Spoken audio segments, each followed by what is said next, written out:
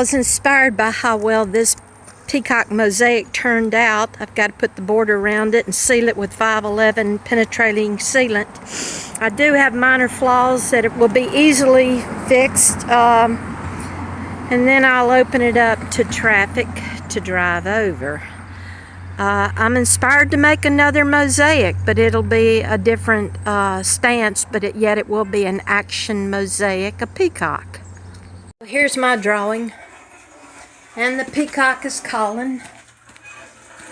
It's put on vinyl flannel paper from Walmart.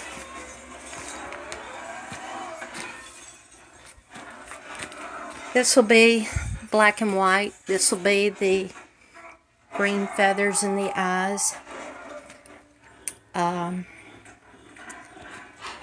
Okay, I made some molds for I'm going to use polyurethane rubber from Polytex. This was made with Sculpey clay, air dried. I let it dry on a heating pad, and then I mixed up some of this Ray K UV epoxy, one part of the part B to 2 parts of A. Added a little bit of colorant to it, and sealed these with epoxy. Now, before I pour my polyurethane rubber to make my concrete molds, I'm going to cover this with melted beeswax so that the polyurethane does not adhere to these and destroy my keys that I might want to use again in the future for whatever reason. If you'll notice, the eyes on this peacock are going to be a little bit different. We're going to make the arches complete with the black eye, and of course this is the blue that goes in here. But around the perimeter will be another circle on the eye, and I'll show you what I'm shooting for. Different sizes of this.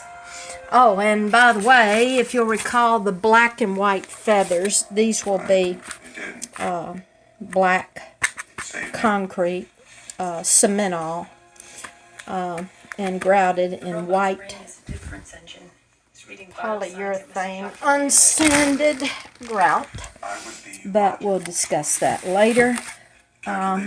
Anyway, let me show you what I'm going to do. Okay, this is what I'm looking for. The 4 different colors of the eye. The outer being kind of a light fluorescent green, and then the deep dark blue eye with the black pupil, and then the gold arch that goes around it. This is cementol. I combine it with a 1/4 inch or 1/2 inch PVA. PVA fibers are polyvinyl acetate. They resist UV degradation. They last longer than fiberglass. I don't even think they're damaged by the ultraviolet rays. Anyway, they're mixed with the cementol, and I'll show you how I do it. Uh-oh. I put my cementol in an igloo. And by the way, you be sure to wear your 3M mask with the proper filter, or you'll end up with silicosis. I fill maybe half of one of these 18-ounce solo cups, a little over half, with cementol, and mix in about this much PVA. Sometimes I'll add the flow control plasticizer called Rapid Set, but in cold weather you generally don't have to do that. And then I use my iron oxide because it resists UV ray deterioration. That's a very good thing. Don't, if you use any other coloring agent, it may fade. You've got your black, your different shades of green. I like this very dark forest colored green. I've got about 5 pounds of that.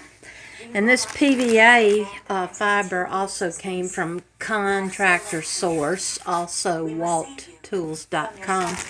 You can get different lengths of the PVA. This is brown. You can get little bitty containers of this stuff, but be sure you get the iron oxide. This is bamboo iron oxide from Alabama Pigment Company. That's some different shade of yellow. Anyway, that's what you're looking at. By the way, when I get ready to start putting my pieces on my template here, I'll cover this thing with fiberglass. And I use the simple fiberglass used by sheetrock people. I just keep going up and down, up and down, up and down, taping it to this poly flannel paper and overlapping it and then crisscrossing it back the other way. Good layer. And then I use, once I get my my pieces made, I'll actually glue it on with Elmer's glue. And the whole process, this is never put down. This is peeled off the back once the Peacock is complete. You can reuse it. Just like this one right here that I put in storage, which is the other template for the strutting Peacock that I just got through making.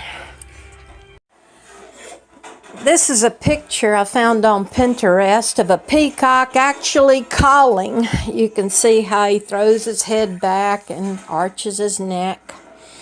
That's the effect I'm after, an action peacock mosaic. Alright, we'll see how it progresses.